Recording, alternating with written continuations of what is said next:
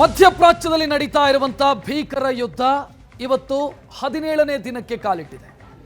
ಭಾರತ ಎದುರಿಸ್ತಾ ಇರುವಂತಹ ಸಿಲಿಂಡರ್ ಸಮಸ್ಯೆ 8ನೇ ದಿನಕ್ಕೆ ಕಾಲಿಟ್ಟಿರುವುದು. ಆ ಯುದ್ಧ ಮುಗಿಯದೆ ಸಿಲಿಂಡರ್ ಸಮಸ್ಯೆ ಬಗೆಹರಿಯೋದು ಸಾಧ್ಯ ಇಲ್ಲ. 8 ದಿನದಿಂದ ಭಾರತೀಯರು ಒದ್ದಾಡ್ತಾ ಇದ್ದಾರೆ. ಡೊಮೆಸ್ಟಿಕ್ ಸಿಲಿಂಡರ್ಗೆ ದೊಡ್ಡ ಸಮಸ್ಯೆ ಆಗದೇ ಇದ್ರೂ ಕೂಡ ವಾಣಿಜ್ಯ ಬಳಕೆಯ ಸಿಲಿಂಡರ್ ಸಿಗದೆ ಹೋಟೆಲ್ ಉದ್ಯಮಿಗಳು ಒದ್ದಾಡ್ತಾ ಇದ್ದಾರೆ. ಇನ್ನು ಸಿಲಿಂಡರ್ ಸಮಸ್ಯೆ ಕೇವಲ ಹೋಟೆಲ್ಗಳಿಗೆ ಮಾತ್ರ ಅಲ್ಲ, ಬೇರೆ ಬೇರೆ ಉದ್ಯಮಗಳಿಗೂ ಕೂಡ ಅದರ ಬಿಸಿ ತಟ್ತಾ ಇದೆ. ಇದರ ಮಧ್ಯೆ ಬೇರೆ ಬೇರೆ ವಲಯಗಳು ಯುದ್ಧದ ಪರಿಣಾಮವನ್ನು ಅನುಭವಿಸ್ತಾ ಇರೋದು. ಈಗ ಮತ್ತೊಂದು ಬ್ರೇಕಿಂಗ್ ಅಪ್ಡೇಟ್ ಲಭ್ಯವಾಗ್ತಾ ಇರೋದು, ಶಿವಾಲಿಕ್ ಹಡಗು ಭಾರತಕ್ಕೆ ತಲುಪಿದೆ ಅನ್ನುವಂಥ ಮಾಹಿತಿ.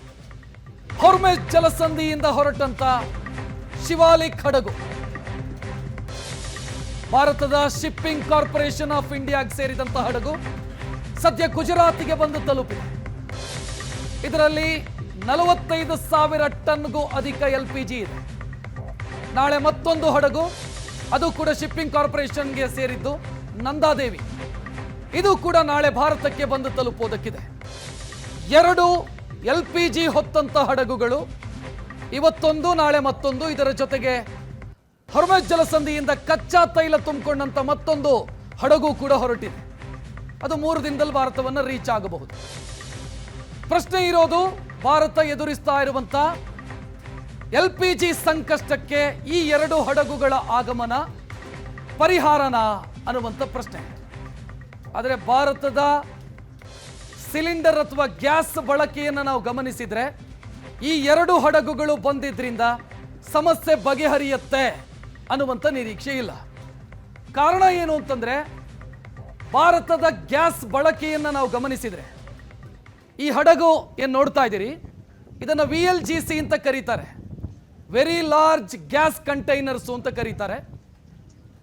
ಯುದ್ಧ ಆರಂಭ ಆಗೋದಕ್ಕಿಂತ ಮೊದಲು ಪ್ರತಿದಿನ ಒಂದು VLGC ಭಾರತಕ್ಕೆ ಬರ್ತಾ ಇತ್ತು. ಭಾರತದ ಒಂದು ದಿನದ ಬಳಕೆಗೆ ಸಾಕಾಗುವಷ್ಟು. ಒಂದು ದಿನ ಯಾಕೆ ಅಂತಂದ್ರೆ, ಸುಮಾರು 40% LPGಯನ್ನು ನಾವು ನಮ್ಮ ರಿಫೈನರಿಯಲ್ಲಿ ಉತ್ಪಾದನೆ ಮಾಡ್ತೀವಿ. ಸೊ ಅಲ್ಲಿಗೆ ಭಾರತದ 80,000 ಟನ್ ಭಾರತದ ಬಳಕೆ LPG, ಅದರಲ್ಲಿ 33,000 ಟನ್ ನಾವು ಉತ್ಪಾದನೆ ಮಾಡಿದರೆ ದಿನಕ್ಕೆ 45,000 ರಿಂದ 46,000 ಟನ್ ನಮಗೆ ಹೊರಗಿನಿಂದಲೇ ಬರಬೇಕು. ನಾನು ಈಗಾಗಲೇ ಹೇಳಿದೆ, VLGC very large gas container. Shipping corporation ಬಳಿ 3 ಇದೆ. ಅದರಲ್ಲಿ ಒಂದು ಶಿವಾಲಿಕ್, 2ನೇದು ನಾಳೆ ಬರ್ತಾ ಇರುವಂಥ ನಂದಾದೇವಿ, 3ನೇಯದ್ದು ಸಹ್ಯಾದ್ರಿ. ಇದನ್ನು ಬಿಟ್ಟರೆ ಭಾರತದ ಮತ್ತೊಂದು ಖಾಸಗಿ ಕಂಪನಿ BW, ಅವರ ಬಳಿ 8 ಇದೆ ಈ ರೀತಿಯ VLGC. ಇದರ ಜೊತೆಗೆ ವಿದೇಶದಿಂದ ಹಡಗುಗಳು ಏನು ಬರುತ್ತೆ, ವಿದೇಶಿ ಹಡಗುಗಳು ಕೂಡ ಭಾರತಕ್ಕೆ VLGCಗಳು ಬರಬೇಕು. ಹಂಗಿದ್ದಾಗ ಮಾತ್ರ ಹಿಂದೆ ನಾವು ಯಾವುದೇ ಸಮಸ್ಯೆ ಇಲ್ಲದೆ ಮ್ಯಾನೇಜ್ ಏನು ಮಾಡ್ತಾ ಇದ್ವಿ, ಆ ರೀತಿಯ ಪರಿಸ್ಥಿತಿ ಬರುತ್ತೆ.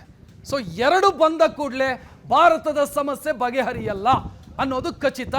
ಆದರೆ ಈಗಿರುವಂಥ ಸಮಸ್ಯೆಗೆ ಒಂದು ಸ್ವಲ್ಪ ಔಷಧಿ ಸಿಕ್ಕಂಗೆ ಒಂದು ಸ್ವಲ್ಪ ಮ್ಯಾನೇಜ್ ಮಾಡೋದಕ್ಕೆ ಸಾಧ್ಯ ಇದೆ. ಹೆಚ್ಚಿನ ಡೀಟೇಲ್ ನೀಡೋದಕ್ಕೆ ನನ್ನ ಸಹೋದ್ಯೋಗಿ ಶಶಿಶೇಖರ್ ಫೋನ್ ಸಂಪರ್ಕದಲ್ಲಿ. ಶಶಿಶೇಖರ್, ಶಿವಾಲಿಕ್ ಬಂದಿರುವಂಥ ದೃಶ್ಯ ನೋಡ್ತಾ ಇದ್ದೀವಿ, ನಾಳೆ ನಂದಾದೇವಿ. ಬಟ್ ಸಮಸ್ಯೆಗೆ ಇದು ಪರಿಹಾರ ಅಲ್ಲ ಅಂತ ಅನ್ಸುತ್ತೆ, ತಾತ್ಕಾಲಿಕ ಉಪಶಮನ. ಒಂದು ಕ್ರೂಡ್ ಆಯಿಲ್ ವಿಷಯದಲ್ಲಿ ಭಾರತಕ್ಕೆ ತೈಲದ ಅಭಾವ ಕಾಣಿಸ್ತಾ ಇಲ್ಲ. ಆದ್ರೆ LPGಯ ಅಭಾವ ದೇಶಾದ್ಯಂತ ಇದೆ. ಅದನ್ನ ಓವರ್ಕಮ್ ಮಾಡಬೇಕು ಅಂತ ಸರ್ಕಾರ ಇನ್ನಿಲ್ಲದ ಪ್ರಯತ್ನವನ್ನ ಮಾಡ್ತಾ ಇದೆ. ಒಂದು ಅಮೆರಿಕ, ಅಲ್ಜೀರಿಯಾ ಈ ರೀತಿಯ ದೇಶಗಳಿಂದ ಮತ್ತು ಕೆನಡಾದಿಂದ, ರಷ್ಯಾದಿಂದ ಹೆಚ್ಚುವರಿಯಾಗಿ LPGಯನ್ನ ಪ್ರೊಕ್ಯೂರ್ ಮಾಡಿಕೊಳ್ಳುವಂತಹ ಪ್ರಯತ್ನವನ್ನ ಕೇಂದ್ರ ಸರ್ಕಾರ ಮಾಡ್ತಾ ಇದೆ. ಅದರ ಜೊತೆಯಲ್ಲೇ ಹಾರ್ಮುಜ್ ಜಲಸಂಧಿಯಿಂದ ಭಾರತದ LPG ಹಡಗುಗಳನ್ನ ಕರೆಸಿಕೊಳ್ಳೋದಕ್ಕೆ ನಿರಂತರವಾಗಿ ಇರಾನ್ನ ಜೊತೆಗೆ ಮಾತುಕತೆಯನ್ನ ಮಾಡ್ತಾ ಇದೆ. ಈಗ ಆಗಿರುವಂತಹ ಮಾತುಕತೆಯ ಫಲವಾಗಿ 3 ಕಂಟೈನರ್ಗಳು, 2 LPGಯನ್ನ ಹೊತ್ತಂತಹ ಕಂಟೈನರ್ಗಳು ಮತ್ತು ಒಂದು ಕ್ರೂಡ್ ಆಯಿಲ್ ಅನ್ನ ಹೊತ್ತಂತಹ ಕಂಟೈನರ್ಗಳು ಭಾರತಕ್ಕೆ ಬರ್ತಾ ಇದಾವೆ. ಇವತ್ತು ಶಿವಾಲಿಕ್ ಅನ್ನುವಂತಹ LPG ಹೊತ್ತಂತಹ ಹಡಗು ಬಂದಿದೆ. ನಾಳೆ ನಂದಾದೇವಿ ಅನ್ನುವಂತಹ ಮತ್ತೊಂದು ಹಡಗು, ಅದು ಕೂಡ LPGಯನ್ನ ಹೊತ್ತಂತಹ ಹಡಗು ನಾಳೆ ಬರೋದ್ರಲ್ಲಿದೆ. ಜೊತೆಗೆ ಕ್ರೂಡ್ ಆಯಿಲ್ ಅನ್ನ ಒತ್ತಂತಹ ಮತ್ತೊಂದು ಜಗಲಾಡ್ಕಿ ಅನ್ನುವಂತಹ ಹಡಗು 80,800 ಮೆಟ್ರಿಕ್ ಟನ್ ಅಷ್ಟು ಕ್ರೂಡ್ ಆಯಿಲ್ ಅನ್ನ ಹೊತ್ಕೊಂಡು ಬರ್ತಾ ಇದೆ. ಭಾರತ ತಾನು ಬಳಕೆ ಮಾಡುವಂತಹ 35% LPGಯನ್ನ ಭಾರತದಲ್ಲೇ ಪ್ರೊಡ್ಯೂಸ್ ಮಾಡುತ್ತೆ. ಒಂದು ನ್ಯಾಚುರಲ್ ಗ್ಯಾಸ್ ಇಂದ ಪ್ರೊಡ್ಯೂಸ್ ಮಾಡುತ್ತೆ, ಜೊತೆಗೆ ಕ್ರೂಡ್ ಆಯಿಲ್ ಇಂದನೂ ಕೂಡ ಪ್ರೊಡ್ಯೂಸ್ ಮಾಡುತ್ತೆ. ರಿಮೈನಿಂಗ್ 65% ಏನಿದೆ ಇದನ್ನ ಬೇರೆ ಬೇರೆ ದೇಶಗಳಿಂದ ತರಿಸ್ಕೊಳ್ಳುತ್ತೆ. ಅದರಲ್ಲಿ ಬಹುತೇಕ ಮಧ್ಯಪ್ರಾಚ್ಯದಿಂದ ಬರುತ್ತೆ. ಈಗ ಹೊರ್ಮುಸ್ ಜಲಸಂಧಿ ಬಂದ್ ಆಗಿರುವಂತಹ ಕಾರಣಕ್ಕಾಗಿ ಭಾರತ ಪರ್ಯಾಯ ಮಾರುಕಟ್ಟೆಗಳತ್ತ ನೋಡ್ತಾ ಇದೆ.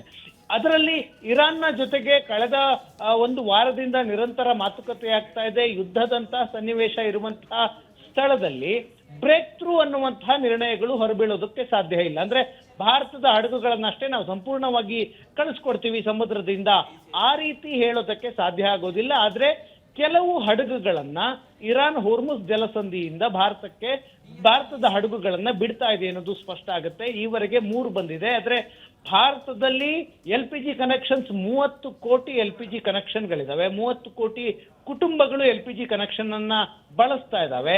1, 2, 3 ಹಡಗುಗಳು ಬಂದ್ರೆ ಈ ವಿಷಯದಲ್ಲಿ ಭಾರತ ದೊಡ್ಡ ಸಕ್ಸಸ್ ಅನ್ನ ಕಾಣ್ತು ಅಂತ ಹೇಳೋದಕ್ಕೆ ಸಾಧ್ಯ ಆಗೋದಿಲ್ಲ. ಆದ್ರೆ ಒಂದಂತೂ ಸ್ಪಷ್ಟ, ಒಂದು ಮಾತುಕತೆಗೆ ಪ್ರತಿಫಲ ಅಂತೂ ಸಿಗ್ತಾ ಇದೆ. ಆದ್ರೆ ಯುದ್ಧದ ತೀವ್ರತೆ ಯಾವ ಮಟ್ಟಿಗೆ ಬೆಳೆಯುತ್ತೆ ಎನ್ನುವುದರ ಆಧಾರದ ಮೇಲೆ ಫ್ಯೂಚರ್ ನಲ್ಲಿ ನಮ್ಗೆ ಎಷ್ಟು ಹಡಗುಗಳು ಬರ್ಬೋದು ಅನ್ನೋದು ನಿರ್ಧಾರ ಆಗುತ್ತೆ. ಈಗ ಯಾಕಂದ್ರೆ ಕರ್ಗ್ ಐಲ್ಯಾಂಡ್ ಮೇಲೆ ಅಮೆರಿಕ ದಾಳಿ ಮಾಡಿದ ನಂತರ ನಿರಂತರವಾಗಿ ಇಸ್ರೇಲ್ ಕೂಡ ಪ್ರತಿದಾಳಿಯನ್ನ ಮಾಡ್ತಾ ಇದೆ, ಗಲ್ಫ್ ನ ತೈಲ ಕೇಂದ್ರಗಳನ್ನ ಗುರಿಯಾಗಿಸಿಕೊಂಡು. ಹಾಗಾಗಿ ಸದ್ಯದಲ್ಲಿ ಮಧ್ಯಪ್ರಾಚ್ಯದಲ್ಲಿ ಅಲ್ಲಿಂದ ತೈಲ ತರಿಸೋದು ಮತ್ತು ಅಲ್ಲಿಂದ ನ್ಯಾಚುರಲ್ ಗ್ಯಾಸ್ ಅನ್ನ ತರಿಸೋದು ಕಷ್ಟ ಸಾಧ್ಯ. ಆದ್ರೆ ಯುದ್ಧಕ್ಕೂ ಮೊದಲು ಲೋಡ್ ಆದಂತಹ ಹಡಗುಗಳೇನು ಹೊರ್ಮುಸ್ ಜಲಸಂಧಿಯಲ್ಲಿ ನಿಂತಿದ್ದಾವೆ, ಅಲ್ಲಿ ಸ್ಟ್ಯಾಂಡರ್ಡ್ ಆಗಿ ನಿಂತಿರುವಂತಹ ಹಡಗುಗಳನ್ನ ಇರಾನ್ ಜೊತೆಗೆ ಮಾತುಕತೆಯನ್ನ ನಡೆಸಿ ಅವುಗಳನ್ನ ಕರೆಸಿಕೊಳ್ಳುವಂತಹ ಪ್ರಯತ್ನವನ್ನ ಮಾಡಲಾಗ್ತಾ ಇದೆ. ಒಟ್ಟಾರೆ 3,000ಕ್ಕೂ ಹೆಚ್ಚು ತೈಲ ಹಡಗುಗಳು ನಿಂತಿದ್ದಾವೆ. ಜಗತ್ತಿನ ಎಲ್ಲ ದೇಶಗಳಿಗೂ ಹೋಗಬೇಕಾದಂತಹ ಹಡಗುಗಳು. ಭಾರತಕ್ಕೆ ಸೇರಿದಂತಹ 100ಕ್ಕೂ ಹೆಚ್ಚು ತೈಲ ಹಡಗುಗಳು ಈಗ ಹೊರ್ಮುಸ್ ನಲ್ಲಿ ಇದಾವೆ ಎನ್ನುವಂತಹ ಮಾಹಿತಿ ಇದೆ. ಅವುಗಳನ್ನ ಇರಾನ್ನ ಜೊತೆಗೆ ಮಾತುಕತೆ ಮಾಡಿ ಭಾರತಕ್ಕೆ ತರಿಸಿಕೊಳ್ಳುವಂತಹ ಪ್ರಯತ್ನಗಳು ಆಗ್ತಾ ಇದೆ. ರಕ್ಷತ್, ಥ್ಯಾಂಕ್ ಯು ಶಶಿಶೇಖರ್ ಮಾಹಿತಿಗೆ.